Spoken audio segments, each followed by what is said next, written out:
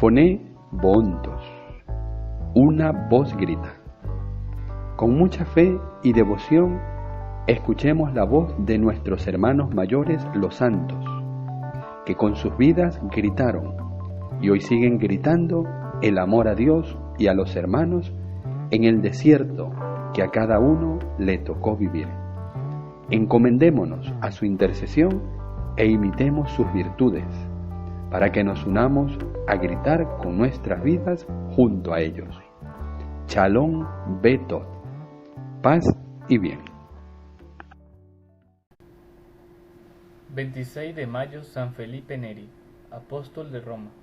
San Felipe nació en Florencia, Italia, en 1515. Su padre se llamaba Francisco Neri. Desde pequeño demostraba tal alegría y tan grande bondad que la gente lo llamaba Felipín el Bueno. En su juventud dejó fama de amabilidad y alegría entre sus compañeros y amigos. Habiendo quedado huérfano de madre, lo envió su padre a casa de un tío muy rico, el cual planeaba dejarle heredero de todos sus bienes. Pero allá Felipe se dio cuenta de que las riquezas le podían impedir el dedicarse a Dios, y un día tuvo lo que él llamó su primera conversión, y consistió en que se alejó de la casa del riquísimo tío y se fue para Roma llevando únicamente la ropa que llevaba puesta. En adelante quería confiar solamente en Dios y no en riquezas o familiares pudientes. Al llegar a Roma se hospedó en casa de un paisano suyo de Florencia, el cual le cedió una piecita debajo de una escalera y se comprometió a ofrecerle una comida al día si él le daba clase a sus hijos. La habitación de Felipe no tenía sino la cama y una silla y mesa. Su alimentación consistía en una comida al día, un pan, un vaso de agua y unas aceitunas. El propietario de la casa declaraba que desde que Felipe le daba clase a sus hijos, estos se comportaban como ángeles. Los 2 primeros años Felipe se ocupaba casi únicamente en leer, rezar, hacer penitencia y meditar. Por otros 3 años estuvo haciendo estudios de filosofía y de teología, pero luego, por inspiración de Dios, se dedicó por completo a enseñar catecismo a la gente más pobre. Roma estaba en un estado de ignorancia religiosa espantable y la corrupción de costumbres era impresionante. Por 40 años, Felipe será el mejor catequista de Roma y logrará transformar la ciudad. Felipe había recibido de Dios el don de la alegría y de amabilidad. Como era tan simpático en su modo de tratar a la gente, fácilmente se hacía amigo de obreros, de empleados, de vendedores y niños de la calle, y empezaba a hablarles del alma de Dios y de la salvación. Una de sus preguntas más frecuentes era esta: amigo, ¿y cuándo vamos a empezar a volvernos mejores? Si la persona le demostraba buena voluntad, le explicaba los modos más fáciles para llegar a ser más piadoso y para comenzar a portarse como Dios quiere. A aquellas personas que le demostraban mayores deseos de progresar en santidad, las llamaba de vez en cuando a atender enfermos en hospitales de caridad, que en ese tiempo eran pobrísimos y muy abandonados, necesitados de todo. Otra de sus prácticas era llevar a las personas que deseaban empezar una vida nueva, a visitar en devota procesión los 7 templos principales de Roma, y en cada uno dedicarse un buen rato a orar y meditar, y así, con la caridad para los pobres y con la oración, lograba transformar a muchísima gente. Desde la mañana hasta el anochecer estaba enseñando catecismo a los niños, visitando y atendiendo enfermos en los hospitales, y llevando grupos de gentes a las iglesias a rezar y meditar, pero al anochecer se retiraba a algún sitio solitario a orar y a meditar en lo que Dios ha hecho por nosotros. Muchas veces pasó la noche entera rezando. Le encantaba irse a rezar en las puertas de los templos o en las catacumbas o grandes cuevas subterráneas de Roma, donde están enterrados los antiguos mártires. Lo que más pedía Felipe al cielo era que se le concediera un gran amor hacia Dios. Y la vigilia de la fiesta de Pentecostés, estando aquella noche rezando con gran fe, pidiendo a Dios el poder amarlo con todo su corazón, se creció y se le saltaron dos costillas. Felipe, entusiasmado y casi muerto de la emoción, exclamaba: «Basta, Señor, basta, que me vas a matar de tanta alegría». En adelante, nuestro santo experimentaba tan grandes accesos de amor a Dios que todo su cuerpo se estremecía, y en pleno invierno tenía que abrir su camisa y descubrirse el pecho para mitigar un poco el fuego de amor que sentía hacia nuestro Señor. Cuando lo fueron a enterrar, notaron que tenía 2 costillas saltadas y que éstas se habían arqueado para darle puesto a su corazón, que se había ensanchado notablemente. En 1458 fundó con los más fervorosos de sus seguidores una cofradía o hermandad para socorrer a los pobres y para dedicarse a orar y meditar.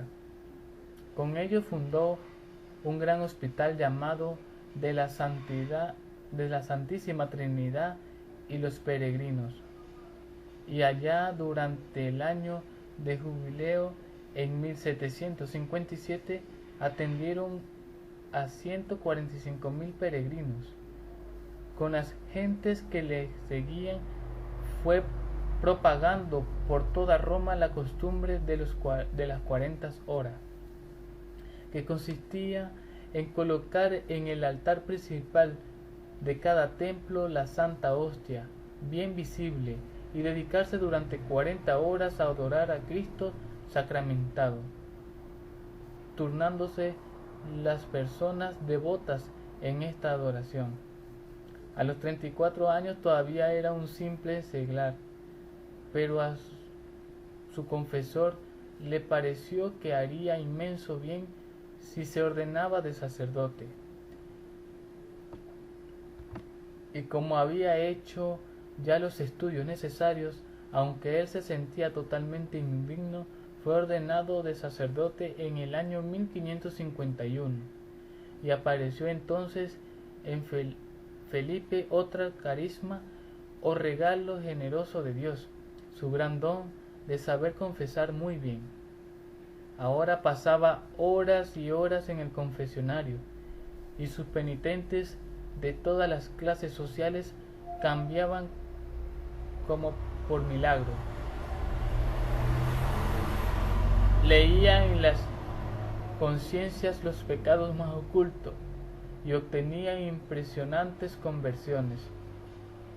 Con grupos de personas que se habían confesado con él, se iba a la iglesia en procesión a orar, como penitencia por los pecados y a escuchar predicaciones. Así la conversión era más completa. San Felipe quería irse de misionero al Asia, pero su director espiritual le dijo que había dedicarse a misionar en Roma. Entonces se reunió con un grupo de sacerdotes y formó una asociación llamada el Oratorio, porque hacían sonar una campana para llamar a las gentes a que llegaran a orar.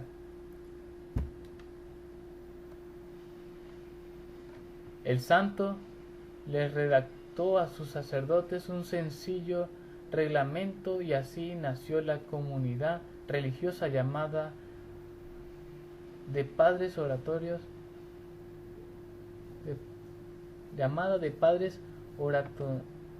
oratorianos o filipenses.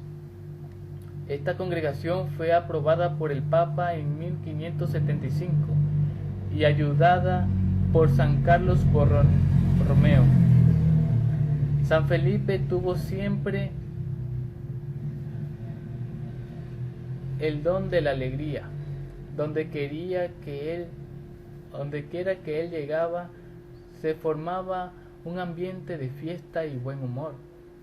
Y a veces, para ocultar los dones y cualidades sobrenaturales que había recibido del cielo, se hacía el medio payaso y hasta exageraba un poco sus chistes y chanzas.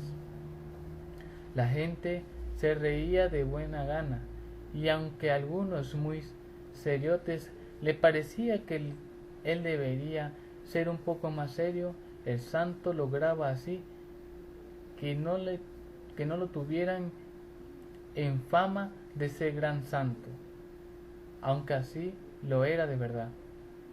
En su casa de Roma reunía centenares de niños desesperados para educarlos y volverlos buenos cristianos. Estos muchachos hacían un ruido ensordecedor y algunos educadores los enseñaban fuertemente, pero San Felipe le decía: hagan todo el ruido que quieran, que a mí lo único que me interesa es que no ofendan a nuestro Señor. Lo importante es que no pequen. Lo demás no me disgusta. Esta frase la repetirá después un gran imitador suyo, San Juan Bosco. Una vez tuvo un ataque fortísimo de vesícula.